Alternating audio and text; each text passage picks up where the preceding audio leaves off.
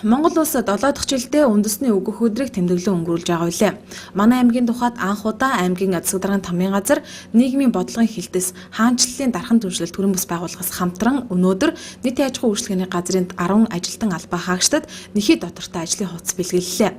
Нийт аж ахуйн үйлчилгээний газар дүр бүтээлтэй ажиллаж байгаа 10 хүнд бид нар дархны нэхий үйлдвэрийн ажлын хувцас одоо гардуулж их юм сайхан үйл ажиллагаа зохион байгууллаа. Тэгээд зохион байгуулалт оролцсон бүх одоо гишүүдтэй, сүмүүдтэй гүн талархал илэрхийлээ. Энэ дашрамд бас үнэхээр дархныхаа хөгжилд, дархны иргэд бид нар үнэхээр хувь нэмрээ оруулах нь юун төрүн зайлшгүй байдаг. Тийм учраас дархныхаа хөгжилд хувь нэмрээ оруулцгаая. Бас үнэхээр монгол хүнээ хайрлаж, монгол хүнийхээ ажил үйлсийг хүндэтгэж амьдрцгаая гэж уриалмаар байна.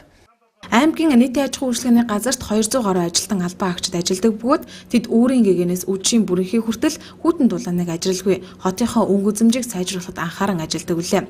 Тэр ч утгаараа өнөөдөр үндэсний өгөх өдрийг тохиолдуулан Дархан аймгийн нийгмийн бодлогын хилтэс төрийн бас байгууллагатай хамтран 10 ажилтанд дулаан хувцас бэлгэлсэнд нийт аж ахуйн үйлчилгээний газрын ажилтан албан хаагчид баяртай байлаа. За би нийт аж ахуйн үйлчилгээний зан талбай 1-р хэсэгт ажилладаг. Намайг Паламдорж гэдэг. Би энэ байгууллагт ажиллаа 24 жил ажиллаж байгаа. Тэгээд энэ үүд ажиллагаа ингээд нэг аян зохиосон ингээд хүн болгон 10 хүмүүст ингээд хувцас сонор ингээд аятай тухтайг нь бүрдүүлж өгсөн энэ улсуудаа маш их баярлалаа л гэж хэлье да. Тэгээд биднээсийн зам талбай үйлчлэгч өглөө цаас орсон үед биднээс 5 цагт гардаг. Дараагийн их цас зүйтэй үед бол биднээс өглөө 4-өөс эхэлж ажилладаг.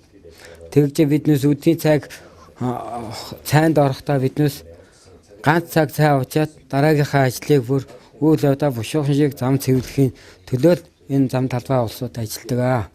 Айл болох гулгаа үүсэхгүй улсуудын авааргүй ажиллагааг биднээс ингэж хангаж энэ заваагаа цэвэрлэж гаргадаг улсууд юм аа.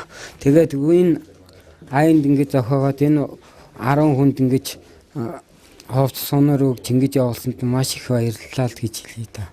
Зам талбайн 3 дугаар хэсэгт ажилладаг. Тэгээ бид нэр ингэ сонгож ингэ дулаан хувцаар биднэрт ингэ бэлэг барьж аваад маш их баяртай байна. Бид нар бол яг 7 цагтаа гарах хэрэгтэй. Яг юугаараа бол тэгээд шаардлага гарах юм бол хэдэн цагт гарч мэдхээр тийм зохион байгуулалттайгаар ажилладаг. Их өнөөдөр үндэсний өгөх өдрөөр нийт аж ахуйн үйлчилгээний газрын 10 ажилтнад дулаан хувцас бэлгэлсэн юм а. Цаашид ч гэсэн энэхүү арга хэмжээг уламжлал болгон тэмдэглэхээр төлөвлөж байгаа зохион байгуулагчид хэлж байлаа.